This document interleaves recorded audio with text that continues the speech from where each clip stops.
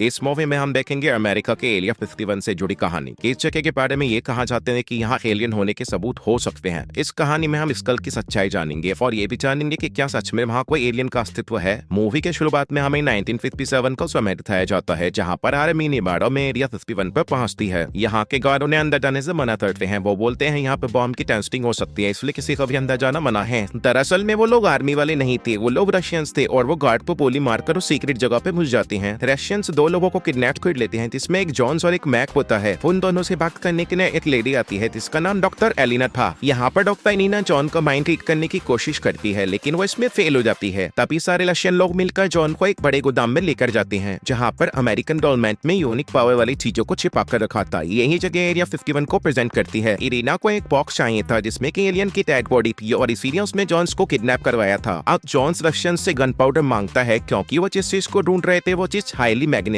थी। जॉन्स उस पाउडर को उड़ाकर उसका पीछा करने लगता है, जिससे कि उनको आसानी से वो बॉक्स मिल जाता है। अब इरीना बिना टाइम वेस्ट किए उस बॉक्स को ओपन करती है, जिसमें एक कवर था। उस कवर में एक डेड बॉडी थी। जैसे ही रशियन आर्मी वालों का ध्यान उस डेड बॉडी पर जाता है, वैसे ही जॉन्स अपने चाबुक से एक गन को छीन लेता है। अब जैसे ही जॉन्स अपनी गन इरीना की तरफ करता है, वैसे ही मैक जॉन पर अपनी गन पॉइंट करता है, जिससे हमें पता लगता है कि मैक यहाँ पर धोखेबाज है। मैक जॉन्स को बताता है कि रशियंस उसे पैसे देते हैं और वो उनकी साइड हो गया है। जॉन्स अपनी गन को चालू करके नीचे फेंक देता है, जिससे गन सब पे फायर करने लगती है और सारे आर्मी वाले लोग डिस्ट्रैक्ट हो जाते हैं। यही मौका देखकर जॉन्स वहां से निकल लेता है। रशियन आर्मी वाले जॉन्स का पीछा करने लगते हैं। उधर एरिना मौका देखकर उस बॉक्स को लेकर भागने लगती है। जॉन्स एरिना की जीप का पीछा करने लगता है। तभी जॉन्स गलती से एक ट्रक में गिर जाता है, लेकिन किसी भी तरह जॉन्स एरिना को उसकी जीप से नीचे गिरा देता है। जॉन्स उन बॉक्स को लेकर भागने लगता है। तभी पे वहां रखा एक दूसरा बॉक्स नीचे गिरकर डैमेज हो जाता है। तभी एक आर्मी वाला जॉन्स को पकड़ने के लिए आगे आता है। फिर उन दोनों में लड़ाई होने लगती है। लड़ते लड़ते दोनों एक रॉकेट लॉन्चर पर गिर जाते हैं। इससे लॉन्चर का टाइम स्टार्ट हो जाता है और टाइम खत्म होने पर रॉकेट बहुत तेज से लॉन्च होता है। रॉकेट काफी दूर जाकर एक डेजर्ट एरिया में लॉन्च हो जाता है। तभी जॉन्स वहां से भाग जाता है। मौका देखकर इरीना और मैक उस बॉक्स को लेकर वहां से निकल जाते हैं। दूसरी तरफ जॉन्स रेगिस्तान में भटक रहा होता है। वहाँ पर उसे एक गाँव दिखता है, जहाँ वो मदद के लिए जाता है। जॉन्स वहाँ पर देखता है कि वहाँ पर इंसानों की जगह पर सिर्फ नकली डॉल्स थे और ये एक शहर सिर्फ नकली डॉल्स के लिए बनाया गया था। तभी जॉन एक सायरन की आवाज सुनता है, जिसमें बताया जाता है यहाँ पर एक न्यूक्लियर बम की टेस्टिंग होने वाली है। जॉन्स को लेने आए हुए रशियंस यही आवाज सुन के वहाँ से भाग जाते हैं। ये आवाज सुनकर जॉन एक घर में घुस जाता है, जहाँ वो फ्रिज में छुप जाता है और थोड़ी देर में वहाँ पे बहुत बड़ा धमाका होता है, जिसमें वहाँ की सारी चीजें मेल्ट होने लगती हैं। इस धमाके के कारण फ्रिज बहुत दूर जाकर गिरता है।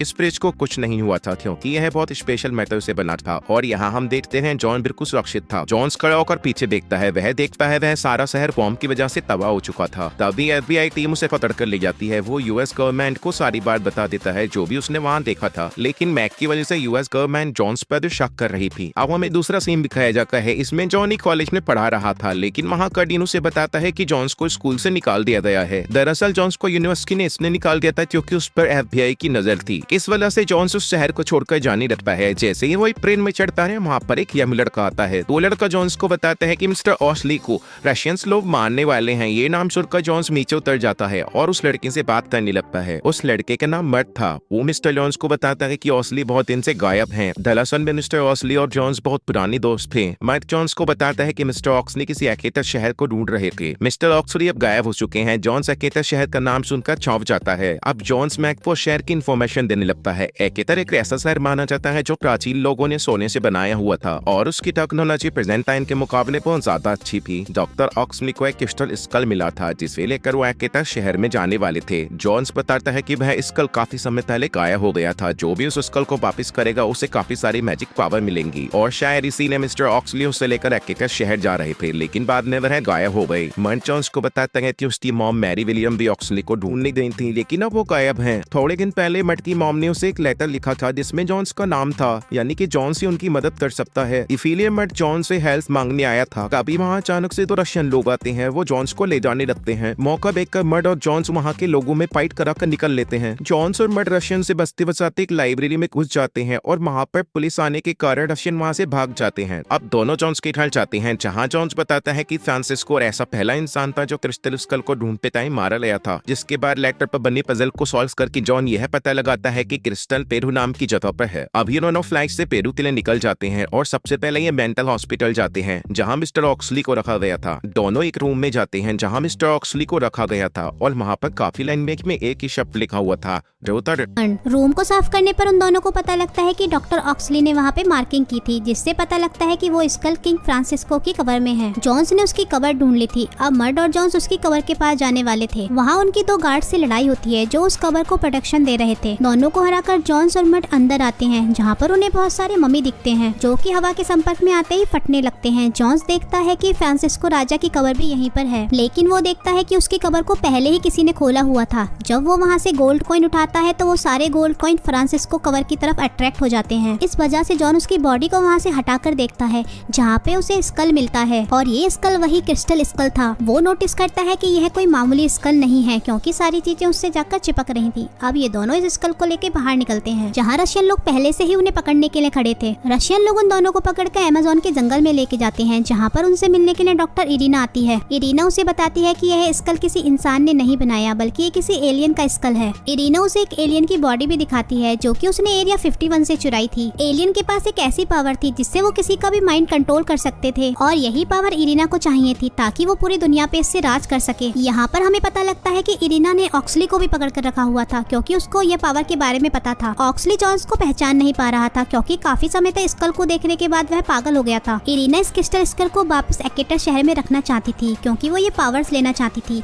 एकेटर शहर का रास्ता सिर्फ मिस्टर ऑक्सली को पता था, इसीलिए इसने उनको पकड़ के रखा हुआ था। इसीलिए वो जॉन से कहती है कि तुम अपने दोस्त से पूछो कि एकेटर शहर कहाँ है। यहाँ जॉन्स को मट की माँ भी दिखती है, जिसे रशियंस ने किडनैप किया हुआ था। जॉन्स मट की माँ को देखकर बहुत खुश होता है, क्योंकि वह उसकी पहली गर्लफ्रेंड थी। मिस्टर ऑक्सली हाथ के कुछ मूवमेंट कर रहा था, तो जॉन उसे एक पेन देता है। मिस्टर ऑक्सली अनकॉन्शियसली मैप बना देता है। मैप के बनते ही मट की माँ, मट और डॉक्टर ऑक्सली वहाँ से भागने लगते हैं, क्योंकि वो ये मैप रशियंस के हाथ में नहीं देना चाहते थे। पर अचानक से मारियाना यानी कि मट की मॉम और जॉन्स दलदल में फंस जाते हैं और वह इसके अंदर जाने लगते हैं। मट और मिस्टर ऑक्सली अब वहाँ से मदद लेने के लिए भागते हैं। जब ऑक्सली और मट वहाँ से चले जाते हैं तो मारियाना जॉन्स को बताती है कि मट जॉन्स और उसका ही बेटा है। अब मट वहाँ आ जाता है और सबसे पहले अपनी माँ को यानी मारियाना को बाहर निकालता है। जब मट जॉन्स को निकालने जाता है तो जॉन्स देखता है कि वह एक सांप को लाया है, जिसे उसे रस्सी की तरह यूज करना होगा और जॉन्स को उसे पकड़ के ही बाहर निकलना होगा। लेकिन उसे सांपों से बहुत डर लगता था, पर किसी तरह वह उस सांप को पकड़ के बाहर निकल जाता है। यह सब करते करते उन्हें इतना टाइम हो जाता है कि रशियंस उन्हें फिर से पकड़ लेते हैं। दूसरे दिन रशियंस अमेज़न के जंगल की और भी अंदर जाने लगते हैं, जिनके साथ जॉन और बाकी लोग भी होते हैं। और यहीं पर मैरियन मट को बताती है कि जॉन्स ही उसका फादर है। उस ट्रक में एक रशियन गार्ड था, जिसे जॉन्स बेहोश करके खुद को आजाद कर लेता है। इसके बाद वो इस ट्रक का कंट्रोल अपने हाथ में ले लेता है और वो इसे चलाने लगता है, जिससे वह एक ट्री कटर को ब्लास्ट कर देता है। इस ट्री कटर का एक ब्लेड टूट जाता है, जो कि रशियंस की जीप को डिस्ट्रॉय करने लगता है। रशियंस उन पर अब गोली चलाते हैं, लेकिन जॉन्स उनकी जीप पर जंप करके उनको मारने लगता है। उसी जीप में मैक भी होता है, जिसने जॉन्स को शुरुआत में धोखा दिया था। मैक जॉन को बताता है कि दरअसल में वो एक एजेंट है और इरीना पर नजर रखने के लिए उसने रशियंस का साथ देने का बहाना बनाया था। वहीं दूसरी तरफ इरीना जॉन्स के बेटे पर चलती हुई गाड़ी पर हमला करती है। अचानक से सभी की गाड़ी एक चींटियों के मठ पे जाके टकराती है, जिससे चींटियां उन पर अटैक करती हैं। डॉक्टर ऑक्सली सभी चींटियों को वह स्कल दिखाता है, जिसके कारण वह चींटियां उसके पास नहीं आती। यह स्कल एक कवच का काम करता है। तभी हम देखते हैं कि रशियन गार्ड नीचे गिर जाता है और सभी चींटियां उसके मुंह में घुस जाती हैं और उसे पकड़ के अपने घर के अंदर ले जाती हैं। इस लड़ाई से बचने के लिए मैरियन अपनी गाड़ी को एक खाई में गिरा लेती है। मिस्टर ऑक्सली के हिसाब से यहाँ पर 3 झरने गिरेंगे। मिस्टर ऑक्सली ये भी बताते हैं कि ये झरने बड़े होते चले जाएंगे। तीसरी बार नीचे गिरने पर उन्हें एक स्कल शेप की गुफा दिखती है, जिसकी आंखों में से झरने की तरफ पानी गिर रहा था। ऐसा लग रहा था जैसे वो स्कल रो रहा हो। दरअसल में यही एकेटर जाने का रास्ता था, तो सारे लोग अब गुफा के अंदर जाते हैं। यहाँ पर बहुत पुरानी ऐतिहासिक चिन्ह थे। यहाँ पर कुछ पेंटिंग्स भी बनाई गई थी। इन चित्रों और पेंटिंग्स को देखकर ये पता लगता था कि एलियंस ने यहाँ पर कुछ लोगों को फार्मिंग सिखाई थी। जिसके बाद ये थोड़ा आगे जाते हैं, जहाँ पर कबीले वाले जॉन्स और उसकी टीम पर हमला कर देते हैं।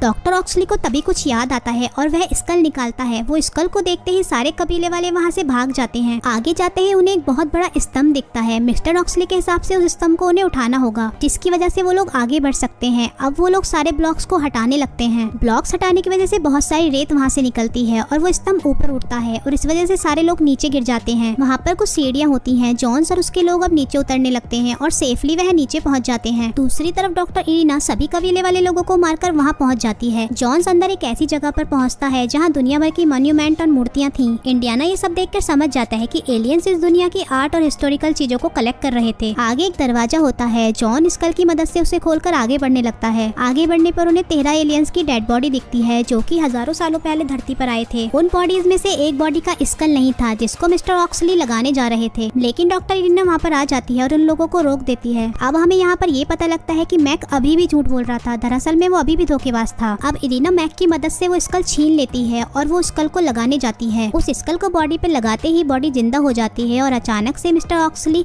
मायन भाषा बोलने लगते हैं। दरअसल एलियन मिस्टर ऑक्सली से कांटेक्ट करके बता रहे थे कि वह खुश है। एलियन कहता है कि तुमने मेरी चीज लौटा दी, इसीलिए मैं तुम्हें एक गिफ्ट देना चाहता हूँ। इसीलिए इरिना आगे बढ़ती है और एलियन से कहती है कि जो भी एलियंस की नॉलेज है और टेक्नोलॉजी है वो उसको जाननी है। इरिना के विश मांगते ही वो गुफा टूटने लगती है और ऊपर एक पोर्टल बनना शुरू हो जाता है। जॉन्स ये देखकर अपने लोगों को वहाँ से लेकर भागने लगता है, लेकिन इरिना वहाँ से नहीं भागती। वो एलियंस की नॉलेज और टेक्नोलॉजी को देख रही होती है। एलियंस इरिना के माइंड को पढ़ लेते हैं और उन्हें यह पता लगता है कि यह एक इविल माइंड वाली इंसान है जो कि उनकी नॉलेज का गलत यूज कर सकती है, इसलिए वह उसे जलाकर राख कर देते हैं। मैं कितना धोखेबाज था, लेकिन जॉन उसे फिर भी बचा रहा होता है, पर वह बच नहीं पाता। जिसके बाद जॉन और उसके साथी एक पिलर के पास जाते हैं और पानी के फोर्स के कारण बाहर निकल जाते हैं और वो देखते हैं कि एलियंस का अपना एक स्पेसशिप है जो कि बाहर आ चुका है और देखते ही देखते वह गायब हो जाता है। दरअसल में लोग समझते थे कि एलियन अपना सोना लेने के लिए आए हैं, इसलिए मट पूछता है कि वह अपना सोना लेकर क्यों नहीं गए, लेकिन जॉन अब समझ चुका था एलियंस का असली सोना उनकी नॉलेज ही थी। एलियन यही नॉलेज धरती पर बांटने के लिए आए थे और मूवी के एंड में हम देखते हैं कि जॉन्स और मैरियन की शादी हो जाती है और ये मूवी यहीं पर खत्म हो जाती है।